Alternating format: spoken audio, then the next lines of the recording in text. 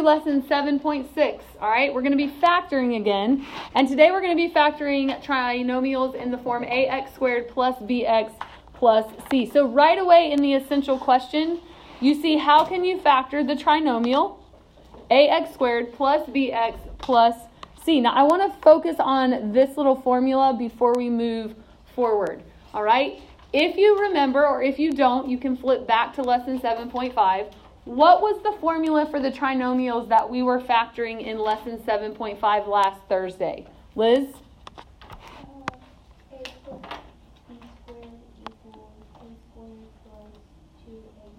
X squared plus bx plus c. So I want you to look at what we factored last week and look at what we're going to be factoring today. What is the only difference between these two little formulas? Okay, there is an A. But let's go deeper. What does that A represent? Last week we talked about the fact that the leading coefficient in this formula was always what? 1. A 1. What do you think it means if in today's formula there's an A in front of x squared?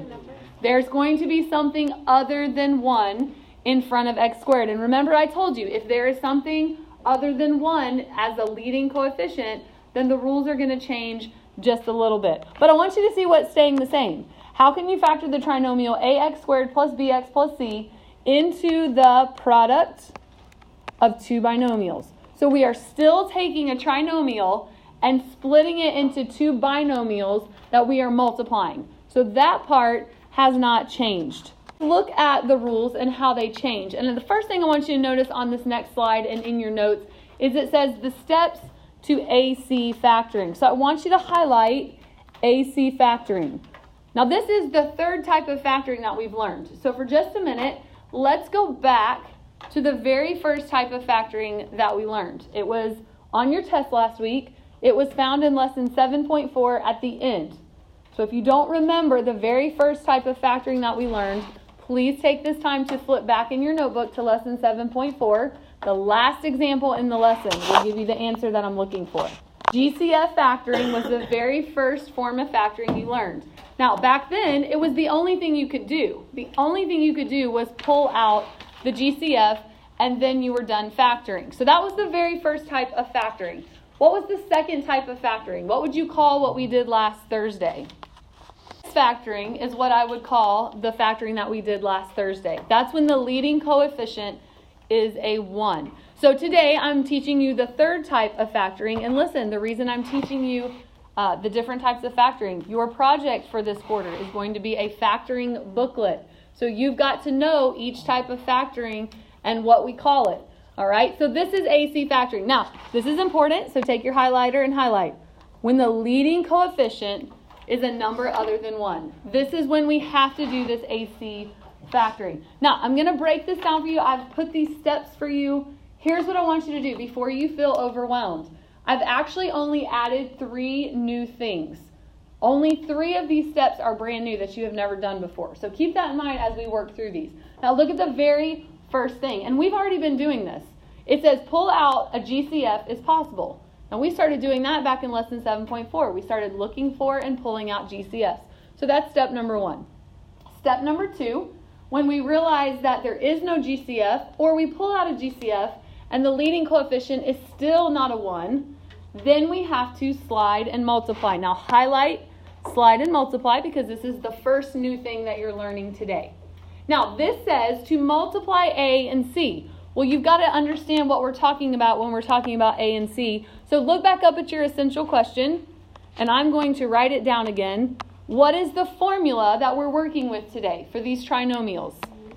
AX squared plus BX plus C. Do you see an A and do you see a C? Yes. Now, what do we call the A? What have we been calling A all this time? Look where it sits. It sits in the front of the problem, so we've been calling it the leading coefficient. Okay, and what have we been calling the C? The number without a variable. The constant. So that is what you are going to be multiplying. You are going to be multiplying the leading coefficient and the C. So you know why it says slide and multiply? Because we're going to take the front number and we're going to slide to the back and multiply it by the constant. And I'll show you that here in just a few minutes. Okay? Now, once you have slide and multiplied, you're going to draw your x. And look what happens for the next 3 steps. We insert the coefficient of x, that's not new, and the new constant. Now, this is a little bit different, but it's not so much, because the new constant is just the number that we got when we slide and multiply. Okay, so I want you to highlight new constant. But we're still putting the coefficient of x at the top. We're still putting a constant at the bottom. It's just got to be the new one. Then we're going to factor as normal. Okay, what does that mean? That means we're going to find the signs. We're going to put the signs on either side. We're going to drop the coefficient, insert the new constant, and then find factors of the new constant that add up to give us the coefficient. So that part is not changing for you. And that to me is the most difficult part. Now, once we have factored and we drop down our 2 and we have written our 2 binomials, here's the next new step. If we had to slide and multiply, now we have to slide and divide. You're like, what are you sliding and what are you dividing? Well, we're dividing both factors, and look at that, by a. So once again, we're taking that leading coefficient, we're going to slide it down, and we're going to divide both factors. Those factors will be in parentheses, but we're going to divide them both by that a, that leading coefficient. The final and the third brand new step is called bottoms up. Now, bottoms up does not always have to be done. Look at when bottoms up is going to happen. If not dividing evenly. So we're sliding and dividing, okay, but we're seeing that the factor and the leading coefficient, they're not dividing evenly. For example, what's 4 divided by 2? Is that dividing evenly? Yeah, but what if it's 4 divided by 3? Is that dividing evenly? No. So if not dividing evenly, we're going to move the bottom number up in front of x in the parentheses. Now, like I said, for my visual learners like me, you're probably completely lost and a little overwhelmed. But let's go into example number 1, and let's put this stuff into practice. Now, first of all, factor the polynomial. Again, these are the instructions you're going to see on your quiz and test next week. So you've got to keep in mind, you're learning all these different ways to factor, so you're going to have to be able to organize your thoughts. Now, let's start with step 1. Is there a GCF? And if so, we're going to pull it out. So, looking at letter A, is this a trinomial, first of all? Yes. Yes. And what is the leading coefficient? 8. So, when it's something other than 1, we automatically should be checking for a GCF. What's the smallest number in this problem? 8. So, we'd like it if the 8, the smallest number in the problem, will go into everything. So, let's see. Does 8 go into 56? Yes. Does 8 go into 48? Yes. So, do we have a GCF that we can pull out? Yeah. What is it? It's 8. Now, is there a variable GCF we can pull out? Why can't we pull an x out this time? There is not an x in every single term. Remember, a common factor has to be in every single term. So there's only an 8 that we can pull out. Now, let's divide. What is 8x squared divided by 8? 8 divided by 8 is what? 1, and we just drop down the x squared. You can put the 1 if you want. You don't have to. What's negative 56x divided by positive 8? Negative 7x. Okay? Or we can just drop down the signs. What's 48 divided by 8? 6. Now remember, we did this in that activity on Friday. Once we pull out the GCF, then our focus becomes the new trinomial in the parentheses. What do you see about the leading coefficient of the trinomial in parentheses? It's a 1. It's a 1. So what type of factoring are we going to do? X factoring. Because pulling out the GCF caused the leading coefficient to become a 1, we get to keep doing that easy X factoring. So go ahead and drop your X. Now, the signs. What do we look at to figure out the signs? The second sign. Keep highlighting, all right, in your notes. We're looking at the second sign. Okay, Milani, since the second sign is positive, we know that our signs are going to be what? The same. And where do we look to figure out what kind they're going to be? We go back to the first sign. So our signs will be both negative. So we drop the negatives. Now, what goes at the top of the X? Negative 7, the coefficient of X. And Sam, what goes at the bottom of our X? 6, that constant. Okay, we need factors of which of those numbers? Okay, talk about or think about factors for a second. If I am looking for factors, am I looking for numbers that I add, subtract, multiply, or divide together? Multiply. So I'm looking at 1 times 6, 2 times 3, and of course 3 is going to repeat, so I'm finished. Okay? Next question. Are we going to be adding, Ashton, the two numbers we find, or subtracting them? We're going to be adding because our signs are the same. So what two numbers add to give us, well, what are we trying to get, Ashton? 7. The coefficient of 7. So which two numbers add to give us 7? 1 and 6. So we can circle those, and then we plug them in. Doesn't matter which one goes on which side. All right? Noah, what's our binomials going to be now that we filled in all of our x? X minus 1. Okay? X minus 6. There you go. Remember, you take that leading term, that x squared, you split it. 1x goes in the first binomial, 1x goes in the second binomial, and then you drop the signs and the numbers that you found. Now, be careful. Is this the final answer that we want to box in? No, we talked about this on Friday. You got to go back, pull down any GCF that you may have found. And what was the GCF that we found? 8. So 8 is part of the final answer. Now, we basically just reviewed factoring. We pulled out a GCF first, though, because that's the very first thing we're always checking for. Is there a GCF? Now, look at letter B. What type of polynomial are we dealing with? And what is the leading coefficient? -2. If it's anything other than 1, we're looking for a GCF. Okay, now look at this. Is there a GCF for this problem? Well, there technically is, but what is the only number that goes into all three numbers? 1. And do we typically pull out a 1 for a GCF? No, because it doesn't change anything. Okay, but you know there's always exceptions to rules. So take your highlighter and look. This leading coefficient is what kind of a 2? And guess what we cannot have?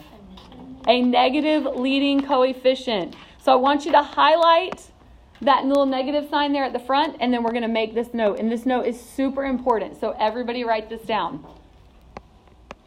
You can't have a negative LC. Now, what does LC stand for?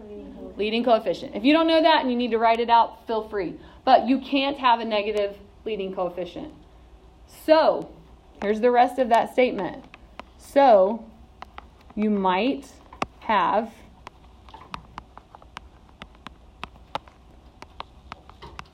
a GCF of -1. So we will never pull out a GCF of 1, but we might have to pull out a GCF of -1. Okay? We also might have to pull out a -2 as a GCF, or a -8. All right? But we definitely cannot have a negative leading coefficient, and so we might have to pull out a GCF of -1. And that's exactly what's happening here. So everybody go ahead and write down your -1, and then let's divide. What is -2y squared divided by -1? 2y squared. What is -5y divided by -1? Positive 5y. And what is -3 divided by -1? Positive 3. So here we are again. We've pulled out a -1, and look at all the signs. They just did what? They just changed. Yeah, it changed. Okay? We went from a -2y squared to a positive in the parentheses, a -5y to a positive, and a -3 to a positive. All right? Now we focus on the trinomial inside the parentheses. What is the leading coefficient? 2. So this is what type of factoring? Is this our simple x factoring anymore? No, we have a leading coefficient other than 1. So what are we calling this? We highlighted it in our notes. This is AC factoring. Now, look at step 2, because we already pulled out the GCF. So that leads us, if this is AC factoring, that takes us to what the second step. What's the second step? Slide and multiply. Now, we talked about this. We're starting with the A, and we're sliding over to the C, and we're multiplying. So 2 times 3. And over here to the side, we're going to write AC equals. What is, everyone, 2 times 3? 6. Now, once you have slide and multiplied, now you are able to draw your x. So again, keep that x. I keep lining it up underneath the middle term That way we drop the number right there to the top. Okay? Now, let's factor like normal. The signs. What are we going to look at to figure out the signs? The second sign, which is positive. So, Mason, our signs are going to be what? This. Don't tell me what they are. Tell me what they're going to be. They're going to be the same or different? The same. And how do I figure out what they're going to be? Look back at the first sign. So, they're both going to be what? Positive. Good. Now, what goes at the top of our x? 5. The coefficient of y. And what goes at the bottom? Be careful. The new constant. This right here. The very first thing we found after we pulled out the GCF. The new constant has to go at the bottom of the x. Now, we need factors of which number? 6. 6. So 1 times 6 and 2 times 3. Are we going to be adding them or subtracting them? Adding. The signs are the same. So Kendall, which set of factors are we going to use? 2 times 3, because when we add those, we get 5, which is the coefficient of y. Now, signs are the same, so I'm going to add the 2. I'm going to add the 3. And Kendall, why don't you go ahead and tell me what will the binomials be here? Y plus 2 and y plus 3. So we're still taking that y squared, x squared, whatever is squared, and we're splitting it between the two binomials. Now, here's where you're going to forget. If you're going to forget, this is where you're going to forget. You're going to want to box that in and move on with your life. However, are we done with all the steps of AC factoring? No. So get in the habit. Go back to the top. If you had to slide and multiply, guess what else you have to do? Slide and divide. If you had to slide and multiply, you have to slide and divide. And again, it's all about that leading coefficient. So we're taking that A, which in this case is 2, we're sliding it down. And listen, arrows are for the notes, okay? You do not have to draw all these arrows on a homework or a quiz or test, but do it in your notes so you know exactly what you did. All right, slide and divide. So we're taking the 2, the leading coefficient, and we're dividing both factors in the parentheses by that 2. Now, does it divide evenly? What is 2 divided by 2? 1. So y plus 1 is your new binomial. Does 3 divided by 2 divide evenly? No. So here is the final step to AC factoring. If not dividing evenly, you bottoms up. You take the number on the bottom and you move it up in front of the variable. So guess what the new binomial is going to be? 2y plus 3. Now, is that my final answer? No. What do I got to finish writing? Drop that GCF. And look, you can just put negative in front if you want. Or -1, doesn't matter. But that GCF is part of your final answer. Now look at letter C. Let's kind of pick up the pace just a little bit. What type of polynomial are we looking at? Trinomial. A trinomial. What is the leading coefficient? 3. So what are we checking for first? GCF. Now, 3. We want the smallest number to go into everything. Does 3 go into 14 and 8? No. Is there any other number that goes into 3 that might also go into 14 and 8? Nope. So what type of factoring are we doing? AC factoring, which means the next thing we need to do is what? We've already checked for GCF. What's step number 2? Look back at the front of your notes if you need to. Slide and multiply. So what are we multiplying this time? Slide back here. We're doing A and C. So right here to the side, what does AC equal this time? 24. Okay, what's next once we have slide and multiplied? Draw your X. Good. Now the signs, what are we looking at? The second sign is positive, so our signs will be the same and they will both be negative. We look back at that first sign. So drop your negative signs. What's going at the top of your X? And what's going at the bottom? Good. That new constant goes at the bottom. So we need factors of what? So 1 times 24, 2 times 12, 3 times, 4 times, 5 times anything? 6 is already up there, so we're done. Now, adding or subtracting the 2 factors we picked. Be careful. Adding, the signs are the same. We don't care if they're both plus or both minus. If the signs are the same, we add and keep. So we're adding. So what 2 numbers add to give us, well, what are we trying to get? -14. 14. And so what factors can we add and get 14? 12. Good. That 2 and that 12. So we drop those into our x. All right, Reagan, what are our binomials then right now? X minus 2. Okay. And then x minus 12. Good. But remember, go back to the top. If you slide and multiply, then you have to slide and divide. All right, what are we sliding to divide? The 3, the leading coefficient. So we slide and we divide. Now, does 2 divide by 3 evenly? So that leads us to which step? Bottoms up. You take the bottom number and you slide it up in front of the variable. So what does that make, Reagan? My new binomial. 3x minus 2. Now, Reagan, what about 12 divided by 3? Does that divide evenly? Yeah. So x minus 4. 4. Is that my final answer? No. What else is in my answer? You gotta make 3, right? Remember, all we've been dropping down at this point is a GCF. Did we have a GCF this problem? No. So that is our final answer. 3x minus 2 times x minus 4.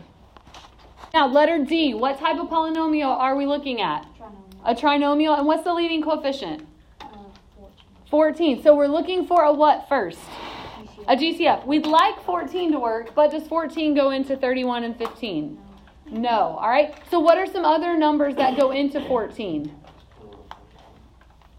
Because just because 14 doesn't work doesn't mean we don't have a GCF. What's another number that goes into 14? 7. Okay, that's the next highest number that goes into 14. So 7. Does 7 go into 31 and 15? What else goes into 14? 2. Does 2 go into 31 and 15? No. So at this point we know there is no GCF. So what step do we do next? Slide and multiply. Use the right verbiage, okay? Slide, because it's telling you what to do. We're sliding and we're multiplying. So what does your AC equal when you slide and multiply? 210. Now, let me give you some advice here. When the number that you are looking for factors of is large like this, okay? And I'm probably getting ahead of myself just a little bit. Actually, I am. So let's set up the problem and then I'll give you my tip. Okay, we've got our AC, so what is the next step? Set up your x. Set up your x. So put your x down. And we need the signs. What do we look at? The second sign, which is a positive. So our signs will be the same. And we look back and they will be positive. All right, so we got positive and we got positive. All right, Lily, what's at the top of your x? 31. A 31. And what's at the bottom? The 210, okay? That's your new constant. So here's what I was saying a little bit ago. When I know that the number that I'm looking for factors of is as big as this, here's the best way for me to approach this. I need to know going in if I'm going to be adding the two factors or subtracting them so that as soon as I find them, I can just stop. Otherwise, if the number's big, what do you think is going to be true about the list of factors? It's going to be big too. And I don't want to waste a bunch of time if I don't need to. So let me ask you this. When we find the factors, are we going to be adding them or are we going to be subtracting them? And we're going to be adding them to try and get what number? 31. So keep that in mind. So as we work through the factors, once we find them, we can stop listing all the factors. All right. So we start with 1 times 210. What about 2? 2 times 105. What about 3? 74. 5. 6. 7. 8. 9. 10. 11. Anybody gonna stop me? Yes. Okay. Here we are. 10 and 21 give me the 31 that I need when I add them. So stop. You don't need to list any more factors once you found the 2 you need. So that means we're dropping a 10 and we're dropping a 21. Okay? Logan, what does that make my binomials right now? X plus 10 and x plus 21. All right. But I'm not done because if I slide and multiply, I have to look at your notes. Flip back to the front. If I had to slide and multiply, then I have to slide and divide. Now, what am I sliding and dividing this time? the 14. Okay, always the leading coefficient. Now here we are. And does 10 divided by 14 divide evenly? And let's go ahead. Does 21 divided by 14 divide evenly? No, okay? But here again is something you have not seen yet. These fractions are not in their what? Their simplest form. So if we bottoms up right now, we're going to have wrong answers. So you have to make sure that your fraction is in its simplest form. So let's do that. What goes into 10 and 14? 2. 2 goes into 10 how many times? 5. And 2 goes into 14 how many times? 7. All right. And what about 21 and 14? 7. So 7 goes into 21 3 times, and 7 goes into 14 2 times. Now are we able to bottoms up? Yes. All right. We're going to bottoms up here because 5 can't divide by 7 evenly. And we're going to bottoms up here because 3 cannot divide by 2 evenly. So Kendall, what does that make my final binomials? 7x plus 5 and 2x plus 3. Any GCF I need to drop down this time? Nope. So there is your final answer. Let's look at example number 2. Now, right here in the directions, we see something that we've been seeing since 7.4. It says solve the equation by factoring. So now we have 3 different ways to factor. We have GCF factoring, where all we do is pull out the GCF. We have X factoring when the leading coefficient is 1. And now we've learned AC factoring. So we got to keep that in mind because we don't know which method we're going to have to use here. Now, it says the height H above the water of a cliff diver is modeled by, so I want you to highlight, we've been given a formula right here in the story problem. It says where T is the time in seconds. How long is the diver in the air? So guys, we have an H in this problem and we have a T. Which one are we trying to solve for? It says how long is the diver in the air? Is that your H, height, or your T, time? T for time. So that means I'm going to use this formula. So let's go ahead and just pull it out of the problem. So H equals negative 16 T squared plus 8T plus 80. Now, I cannot solve a problem that has 2 unknown variables. So let's think about this. If I know I'm solving for T, T is staying in the problem. So H is the issue right now. But let's think about this, okay? The height H in feet above the water of a cliff diver. So imagine the cliff diver is standing at the top of the cliff, okay? That is his starting height. He has not jumped yet. So how high is he when he is standing on the cliff waiting to jump? 0. So guess what H is going to become? 0. Now, does this look like something you've seen before? Yes, you just saw this in 7.5. So, what type of polynomial are we factoring? A trinomial. All right? So we start going through our questions. What is the leading coefficient? Negative 16. It's not a 1, so we're looking for a GCF. All right? Anybody, by a raise of hand, think they know what the GCF is this time? Go find that smallest number. Try it first. Mason, what do you think? 8 is the smallest number that we have. Okay? And 8 does go into 16 and 8 does go into 80. However, Mason, look at the leading coefficient right now. What is it that it cannot be? It's a negative. So remember, if the leading coefficient is a negative, we're pulling out a negative and the GCF. So instead of an 8, Mason, what would you be pulling out? A negative 8. Good. Okay? 8 is absolutely the GCF, but because the leading coefficient is negative, the GCF has to be negative, whatever it may be. Now we divide. What's negative 16 T squared divided by negative 8?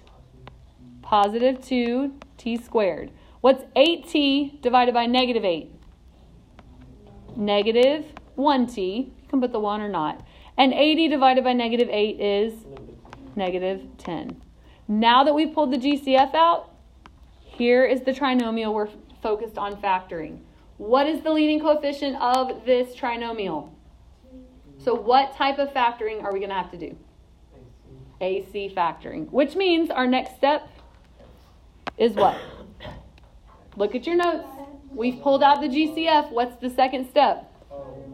Slide and multiply. What are we sliding and multiplying this time, Ethan? No? If you know, do it on your paper. 2 times negative 10. We slide and we multiply. Our A is 2. Our C is negative 10, which gives us what when we multiply? Negative 20. All right? Now we can do what? Do our X. Okay, our signs will be... Where do we look? The second one. The second sign, it's negative this time. So what does that tell us about our signs? They're going to be different. One's plus, one's minus. All right, what's going at the top of our X? Negative 1, the coefficient of t. Good, because there's an understood 1 right there. And what goes at the bottom? Negative 20. All right, we need factors of what number? 20. So 1 times 20, 2 times 10, 3 times anything? 4 times 5, and 5 is already up there, okay? Are we going to be adding or subtracting these numbers? Subtracting, and we need to get a what? A 1. So which set of factors can subtract and give us 1? 4 and 5. 4 and 5. Now, which one's plus, which one's minus? Well, the 1 that we need is what kind of a 1? Negative. So the larger number needs to be negative, which makes it Negative 5. Very good. Remember, you can always stop and check. 4 minus 5 is negative 1. All right, the binomial that we're writing here. X plus. Not x. T plus 4 and t minus 5. Now, is this it? Are we done? No, we slide and we multiplied, so now we have to slide and divide. What are we sliding this time? No, not the GCF. It's always the A, which the leading coefficient, which is 2. So we got 4 divided by 2 and 5 divided by 2. Does that first one divide evenly? Yeah. So we have t plus 2. And does the second one divide evenly? Nope. So we got a bottoms up. So that gives me 2t minus 5. Now remember, we bring down what we have not used. What have we not used yet? 0 equals negative 8. Okay? So what happens here? 0 equals, and we have all these pieces being multiplied. So how do we solve the equation? Distributed. Okay? No. Distributing will take us back to where we started. Okay? That's a good guess, though. All right? Remember, we set each piece equal to 0. Now, 8 is a piece, but what is negative 8 equals 0? Is that anything? No. Then cross it out. You don't even actually have to write it because it's nothing. All right? Then we take t plus 2 equals 0. And what's the other equation we're going to set up? 2t minus 5 equals 0. All right? How do we solve for the first t?